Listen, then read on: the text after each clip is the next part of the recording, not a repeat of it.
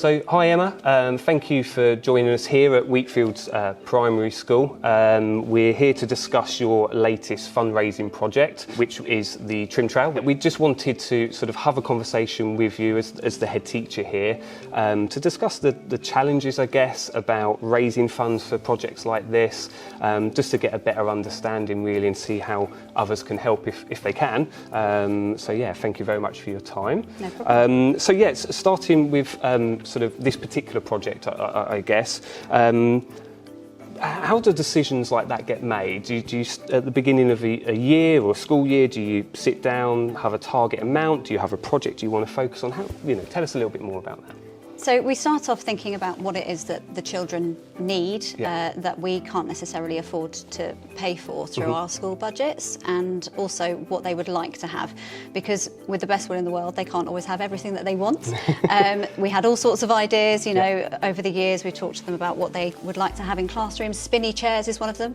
We can't have spinny chairs for everyone. No. But we did discover that after COVID there was a huge influx of children that had very poor gross motor skills, particularly with upper body strength. Okay. So we decided we wanted to do something around building some more equipment, particularly with our older children, because we have some for our younger children already. Okay. So we started looking at designs for that, and we asked the children, what is it that you want? Which design do you prefer? Yeah. And then it sort of went from there, really. With regards to, you mentioned obviously what the school budget is, and then looking at ways to raise money for these projects. You have the PAWS here, as it Parents at Wheatfields School. Tell us about those. How do they help? So PAWS are an amazing organisation. They're a charitable donation, so they give us money to support with any of the fundraising that we need at school. But they're all parents that have either had children that have come through the school or are currently in the school, and they support us with various fundraising ventures. So they run a summer fair, Christmas fair. They do a sponsored event, which specifically we did to raise funds for the Trim Trail this year. And they just help us with all sorts of things, from blinds. At our preschool we didn't have enough money to be able to put blinds in, which is an essential requirement really. But it's the sort of thing that school budgets just can't run to anymore. So we need to consider different ways that we can provide not only the essentials, but also the nice things that make up a primary school and make us a really welcoming environment and support children with wanting to be at school as well. And that's what PAWS do, really.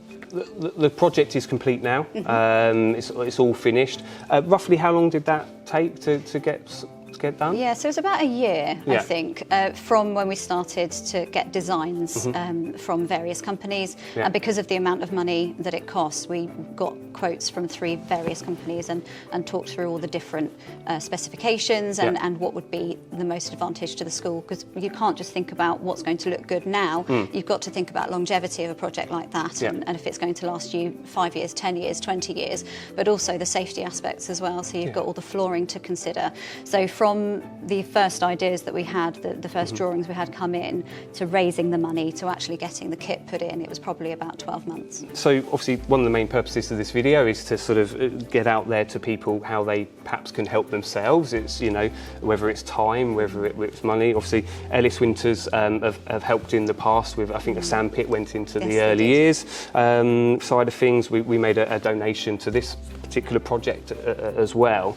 But more importantly, if others want to help, how would they get involved, basically? Well, first of all, please do. If anybody would like to help Wheatfields, we've always got things that we need doing. We've, as I've mentioned, got very low numbers of children, and every child has got, unfortunately, a certain price tag that comes with them in terms of how much funding the school gets.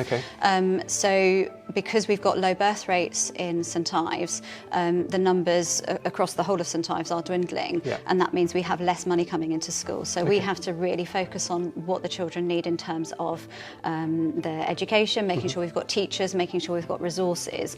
But that does mean with an ageing building, we've got other things that we would like to be able to do that we can't. So we need to have new fences sort of put around in the early years area. Obviously, you've mentioned the sand pit.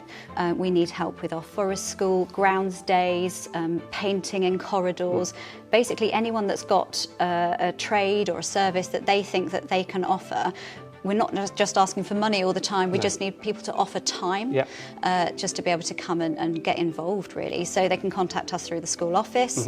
You can contact us if you're a parent already, contact us through Dojo, just see if there's anything that you can do. And 9 times out of 10, we will probably say yes. Yeah, perfect. I think that's a really important part as well. It's, like I said, it's not just about fundraising, it's about that time element as well. You know, can you offer some time? And even, like I said, if you can't help in regards to that side of things, in regards to doing a particular job and stuff like that, is, you know, could you even be looking to be part of that PAWS team, I guess is what you're saying as well. Absolutely. I'm sure there's always opportunities to help that way. I assume the kids have been enjoying it. Like I said, you managed to get it in before the end of term, so they've been enjoying it out there, and that's what it's for at the end of the day, I guess. Absolutely. I mean, we're so lucky here to have such a big expanse of space outside. We want to make the best use of it that we possibly can, and the trim trail has just really added to that space, and the children absolutely love it. And hopefully it helps to build those gross motor skills that we needed them to in the first place, which supports them with all other areas of their learning as well. Fantastic. I really appreciate your time. Thank you very much. We'll put some information below the video just so people can reach out and they know where to go with that. But Emma, thank you very much for your time. No problem. Thank you so much. Cheers.